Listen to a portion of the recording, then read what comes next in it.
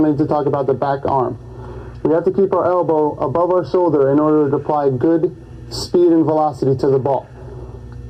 We also need to have our wrist facing directly behind us and keep it nice and loose. The reason why we do this is because when we rotate our chest towards the target, our wrist will naturally be in a position to stay behind the ball in order to apply power.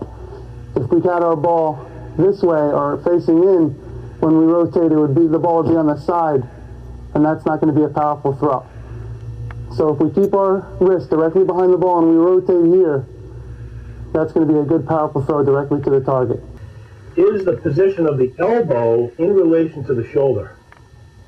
So if you're looking at a picture from the back, or you can see this from the side as well, if his elbow is not at shoulder height, spread yourself out just a little bit. As he starts to rotate his trunk, his elbow is going to stay down here, putting a lot of stress on the front side of the shoulder. So what we want to do is we want to be able to focus on the position of the elbow in relation to the shoulder. We also don't want that elbow up high when we start trunk rotation. The trunk starts to rotate, we don't want that elbow up high because, you can drop your hand down, because what's going on up here is we got the humerus, which is the upper arm bone, rotating within the shoulder socket. And it works better when the elbow is right there at shoulder height. It doesn't work well when it's up here, and it doesn't work well when it's down here. So one of the best things you can look for is the elbow in relation to the shoulder. It's got to be at shoulder height. I see a lot of kids that when they do their arm swing, they never really get it to high enough. They get it right here, now they start to rotate and it's down. They're really losing power. They're putting stress on the arm. If you want to prevent pitchers from flailing and having good arm alignment so that they're coming out of that glove and they're keeping in line, then if that lead elbow is directing itself right toward the target, I'll tell you pretty much, this throwing arm is going to mirror the position of the lead arm. If you take this elbow for some reason over this way, guess where the arm's going to go? The arm's going to go over here. Okay, so we have to direct the throwing elbow right at the target. Just remember what I keep saying. Pitching is a sideways activity. Direct everything right toward the target, and you can't go wrong.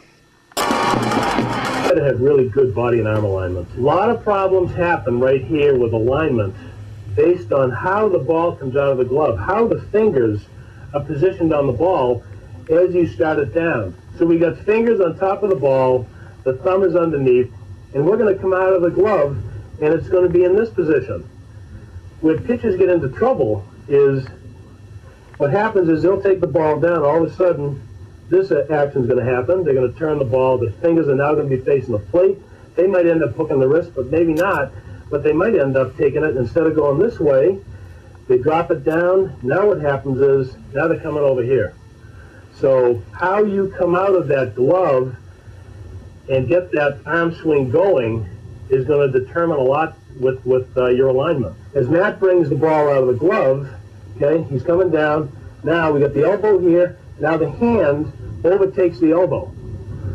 That's an arm swinger, and he's going to take it all the way up to this position. Just swing your arm out so you get up into that high torque position, okay? So what happens is when Mac takes the ball out of the glove, you know, it's in line with his trunk. So the beauty is when he lands, the hitter out here can't see the ball from right here. It's behind his head. So that when Matt kicks his trunk into rotation, boy, here comes the ball.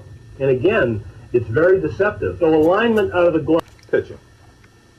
We start from here, we'll go through it slow, separate down, up, and in this phase I like to pause, especially with the young kids, and then we'll throw. As we throw, we bring our elbow and our glove in, and we release out front.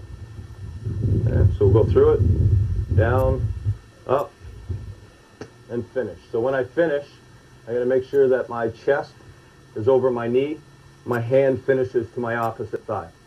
Important, this is a good time if you have somebody to receive to still have them down into a catcher stance, so you start working on your release points.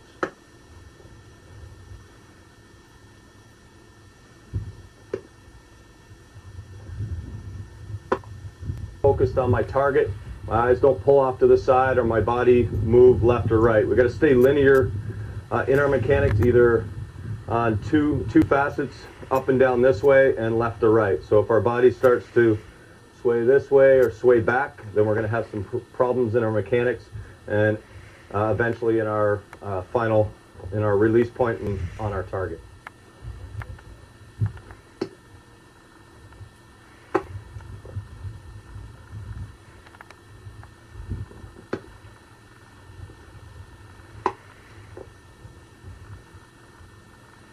Now elbow pointing